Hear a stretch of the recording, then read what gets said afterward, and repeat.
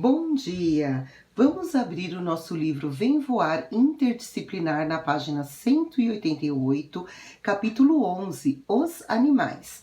Os animais e os ambientes. No capítulo anterior, nós conhecemos os biomas brasileiros e vimos que existem animais que são típicos de alguns deles. Os animais estão adaptados ao ambiente onde vivem. Na imagem, nós podemos ver uma floresta. E nessa floresta estão sendo mostrados diversos tipos de animais. Lógico que na vida real eles não convivem juntos, porque alguns dependem do outro para sobreviver, como os animais carnívoros, que precisam matar alguns animais para poder se alimentar. Então eles não podem, eles todos são selvagens, mas eles não podem conviver mutuamente. E eles dependem desse ambiente para se alimentar, procurar abrigo, se desenvolver, se reproduzir, gastar energia e outras coisas mais. Página 189. A vida de muitos animais no mundo depende da existência dos ambientes naturais, pois eles obtêm dos ambientes tudo o que necessitam para sobreviver e se desenvolver, como alimento e abrigo. Número 1. Vamos descobrir o que você já sabe sobre os animais? Forme grupos com os colegas e siga as instruções para jogar. Qual é o bicho? Aqui no caso, se você quiser, você pode jogar com algum familiar seu. Caso contrário, nós vamos nos basear nos conhecimentos que nós temos sobre os animais para responder a próxima questão.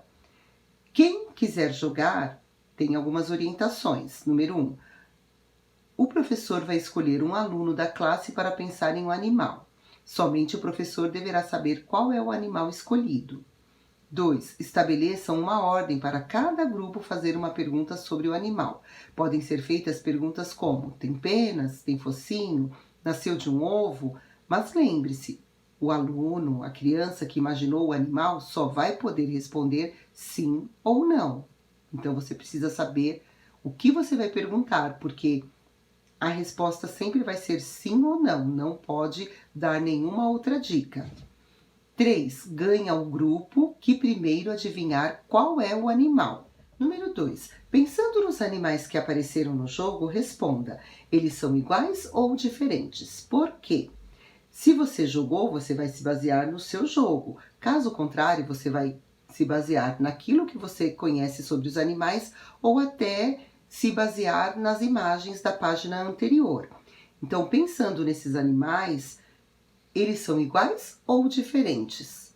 Com certeza, todos responderemos que eles são diferentes, tanto na aparência como no modo de viver de cada um. Número 3. Observe a onça pintada da página ao lado. Que elementos do ambiente são importantes para a sobrevivência dessa espécie? Marque com um X. Vamos analisar elemento por elemento para saber o que é importante para a onça pintada. Animais que lhe servem de alimento? Sim. Local dentro da mata para se abrigar? Sim. Outros indivíduos da mesma espécie para se reproduzir? Também sim. Água para beber? Com certeza sim. Então, todos esses elementos são importantes para a sobrevivência das onças pintadas. Página 190. Diferenças e semelhanças entre os animais. Observe com atenção as fotografias de alguns animais e leia as legendas. Vamos ler juntos. O escorpião usa o ferrão da ponta da cauda para introduzir veneno em outro animal. As mãos do chimpanzé seguram firme o galho. Com seu corpo fino, a lacraia se esconde em frestas durante o dia e sai para caçar à noite.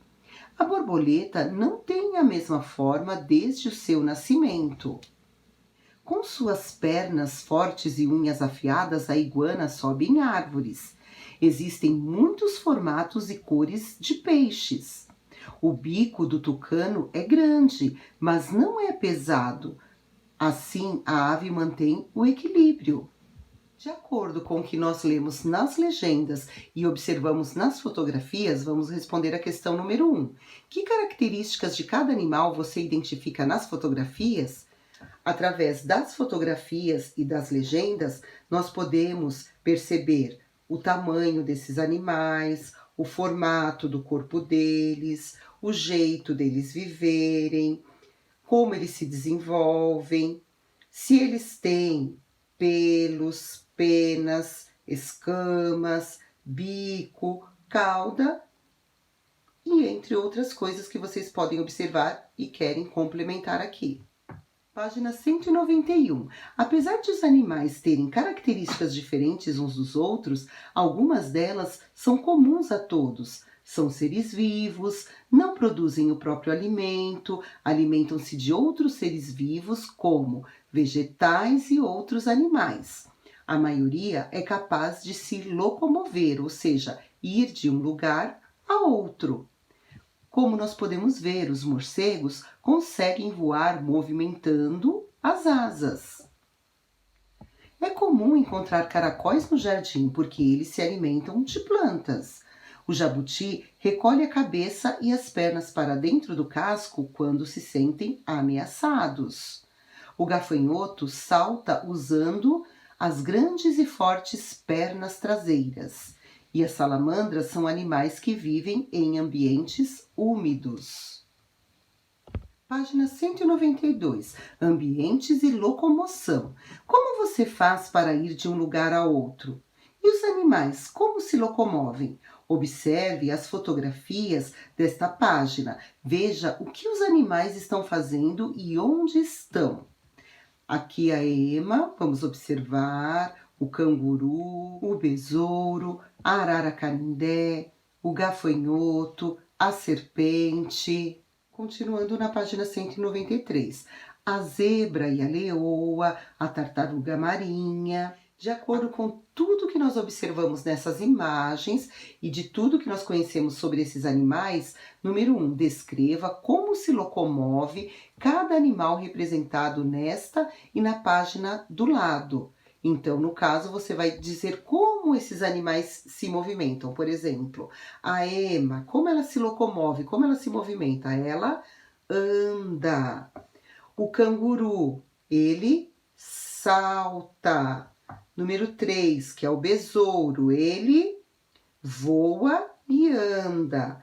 A arara canindé, que é o número 4, ela também voa e anda. Número 5, que é o gafanhoto, ele voa, salta e anda. Número 6, que é a serpente, ela, com certeza todo mundo sabe, rasteja. Número 7, a zebra e a leoa, elas andam e correm. E número 8, a tartaruga marinha, ela nada. Muito bem. Você observou onde cada animal estava? Há uma relação na forma como ele se locomove e o ambiente onde ele vive? Alguns animais vivem sobre a terra ou podem voar. Dizemos que eles vivem em ambientes terrestres, como florestas, desertos e campos. Outros animais vivem na água, lugar que chamamos de ambientes aquáticos, como os oceanos, os rios e os lagos. Agrupar os animais de acordo com o ambiente em que vivem é uma maneira de classificá-los para facilitar seu estudo. Existem outras classificações possíveis, de acordo com o tipo de alimentação, com a forma como nascem, com a relação com o ser humano, etc. Nós podemos ver aqui os corais. Eles são animais marinhos que não se locomovem ativamente. Eles ficam no mesmo lugar, eles permanecem no mesmo lugar. Página 194, classificação dos animais. Pense em como as suas roupas são guardadas nas gavetas ou nos armários. Você consegue explicar por que estão guardadas dessa maneira? Identificar as semelhanças e as diferenças entre os seres vivos facilita a organização desses elementos e fica mais fácil estudá-los. Os animais podem ser classificados, ou seja, organizados de diversas formas. Número 1. Observe com atenção as fotografias dos animais abaixo e faça o que se pede. Número 1 é o papagaio. Número 2, baleia. Número 3 é o lagarto. 4, libélula. 5, peixe. 6, tucano. Página 195. Número 7, lobo-guará. Número 8, mosca. Número 9, macacos prego. E número 10, peixe-boi. Organize os animais em grupos de acordo com as características de cada um. Escreva o número da fotografia no quadro abaixo. Então, vocês vão analisar os 10 animais aqui das fotografias e vão dizer em quais itens eles se classificam, na aparência, no modo de locomoção e aonde eles vivem. Por exemplo, animais com penas. Desses 10, quais são os animais com penas? É o papagaio e o tucano. Então, é a fotografia 1 e 6. Vocês vão continuar analisando todos os outros itens e registrando quais são os animais que pertencem a essas características. E vocês vão perceber que alguns números vão se repetir em outros itens. Como, por exemplo, o papagaio e o tucano são animais com penas. Então, a forma de locomoção mais comum é voar, eles voam, mas também eles andam. E aí eles são considerados animais aquáticos ou animais terrestres? Animais terrestres. Então eles vão aparecer aqui novamente nesse item, junto com os outros animais terrestres.